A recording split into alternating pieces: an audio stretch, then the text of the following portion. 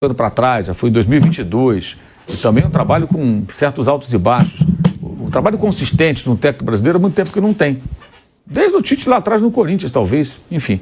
Mas a forma como o time se transforma com o Felipe Luiz, eu acho que diz muito sobre o Tite. Eu chego à conclusão, até escrevi sobre isso, que o Tite realmente parece que ele parou um pouco, com as mesmas ideias, com o futebol que se modificou. Tanto que você teve jogos em que encaixou o jogo, funcionou, o Flamengo fez alguns bons jogos com ele, e outros muito ruins, e uma Libertadores muito fraca. E o Felipe sendo um novato, por mais que ele tenha potencial, ele é um técnico iniciante. Isso é uma obviedade, uma constatação. Ele está conseguindo fazer o Flamengo jogar mais e mantendo interesse nos jogos, personalidade, o time com muitos desfalques, né? Ontem eram vários, e não é um jogo isolado. Isso é muito interessante. Tem coisas para melhorar. Domingo a gente viu muita fragilidade defensiva no segundo tempo, coisas que têm que ser ajustadas. Acho que tem muito de aprendizagem que ele vai tendo ao longo do tempo. Aí, no ano que vem, ele permanecendo como técnico do Flamengo, que é o mais provável, eu imagino, né? Aí ele vai poder dar uma sequência e vai evoluindo, vai amadurecendo, vai poder fazer pré-temporada. E ontem essa reclamação acho que foi mais assim para manter a concentração mesmo. Tipo, sabe, achei até a cobrança um pouco exagerada, mas talvez seja até uma estratégia dele para cobrar dos caras mesmo, para manter o pessoal conectado para domingo e tentar no domingo mais uma vitória, contra o Vitória, e fechar o campeonato com uma boa imagem, pelo menos, né? É o mínimo. E o terceiro lugar, o Flamengo já assegurou, né? Vai ser terceiro colocado no campeonato. Se o Palmeiras perdesse ontem, teria até a chance de ser vice-campeão. Agora, os três primeiros praticamente definidos, né? Tem a dúvida de quem vai ser o campeão, com o Botafogo com uma chance gigantesca, o Palmeiras em segundo e o Flamengo em terceiro, porque o Inter perdeu e o Fortaleza também foi derrotado.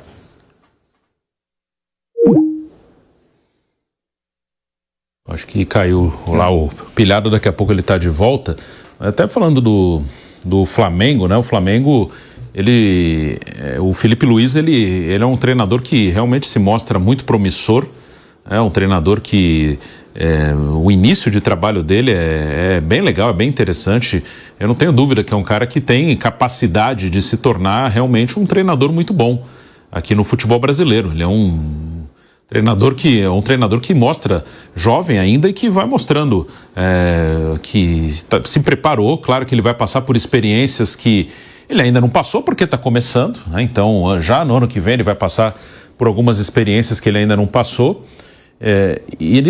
Mas não tenho dúvida sobre a capacidade dele de ser um treinador de futebol e de que ele tem talento para isso, tem potencial para ser um treinador muito bom no futuro. Ele vai passar por algumas barreiras que são bem peculiares no futebol brasileiro e que aí eu concordo muito com o que o Mauro falou, né? Se ele perder alguns jogos que, mesmo que ele não tenha culpa disso, o treinador não tem culpa de todos os jogos que ele perde, e também não tem mérito de todo jogo que ganha, não é um videogame que tem um cara no controle mexendo tudo ali, né? Então, o Felipe, como acontece com todos, e eu já falei algumas vezes aqui do Roger Machado, para mim o Roger nunca foi um treinador ruim.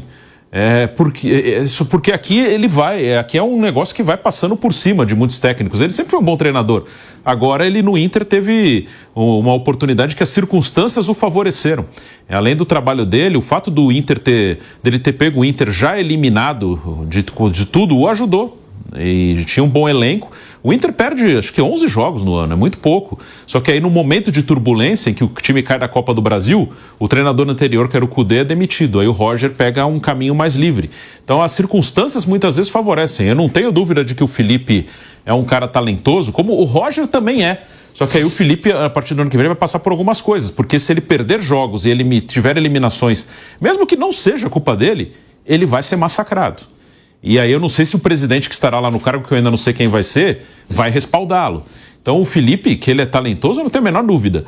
Mas ele está num lugar que amassa treinadores. E ele vai passar por algumas experiências que ele ainda não passou, né? Ele pode ser amassado mesmo sem ter culpa, como acontece com todo mundo. Eu não estou falando só dele, estou falando de todo mundo. Acho que o futebol brasileiro, os treinadores, eles têm pontos a refletir, mas eu acho que o futebol brasileiro não é favorável para que treinadores cresçam e tenham uma boa condição de trabalho. Cito o André Jardine, hoje no México, treinador que ganhou tudo na base do São Paulo. Fala, o São Paulo está preparando um treinador, que legal. Preparando, né? 8 jogos no profissional, demitido, né? Bruno, é o que você fala, né? Ah, é um lugar que amassa treinadores. Mas não é só o Flamengo. Você vê quantos treinadores o Corinthians demitiu nos últimos anos. Quantos treinadores o São Paulo demitiu? O Fluminense demitiu o Diniz, campeão da Libertadores. Começou a não entregar, a zona de rebaixamento. Foi demitido o Vasco. Quantos treinadores o Vasco não demitiu nos últimos anos? Cruzeiro. É porque a gente fala mais do Flamengo, porque, claro, tem uma dimensão muito grande, hoje nacionalmente falando, e é um time que sempre tem que brigar por título porque tem um elenco galáctico.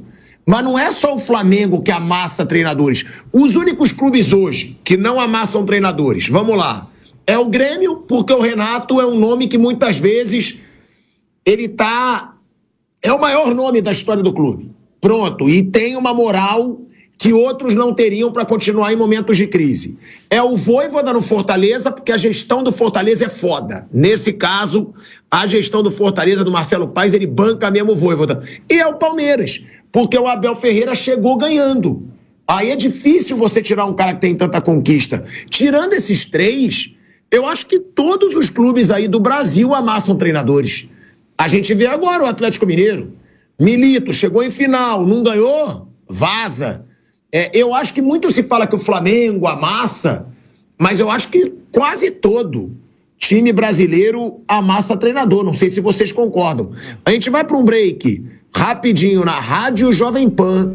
Seguimos no YouTube.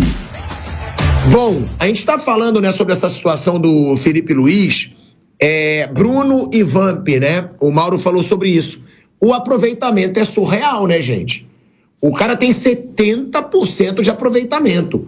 Ele tem 6 vitórias, eu acho que são 3 empates e 1 derrota. É assim, é um aproveitamento, 6 vitórias, 3 empates e 1 derrota, isso mesmo, em 10 jogos. É aproveitamento de campeão brasileiro. E outra, tá?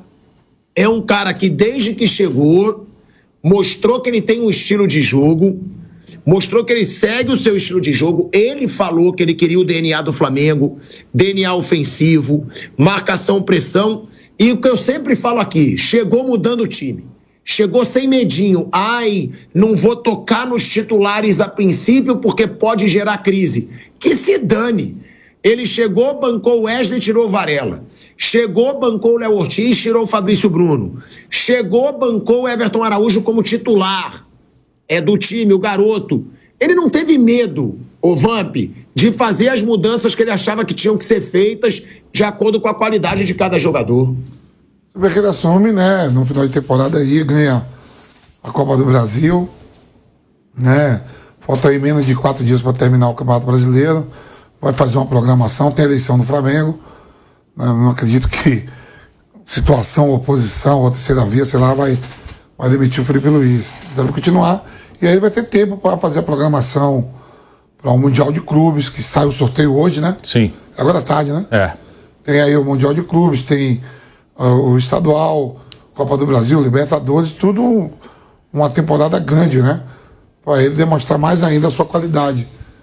Então, tem que ser isso mesmo. É um cara que teve vários treinadores com quem trabalhou, sabe o que é o Flamengo, tudo no Flamengo, títulos pra caramba, e sabe como é que é. Agora esse negócio, tem que entregar pro Criciúma, de repente aparece um cara só escreve, tem que entregar, e fala assim, é torcida de A, B e C.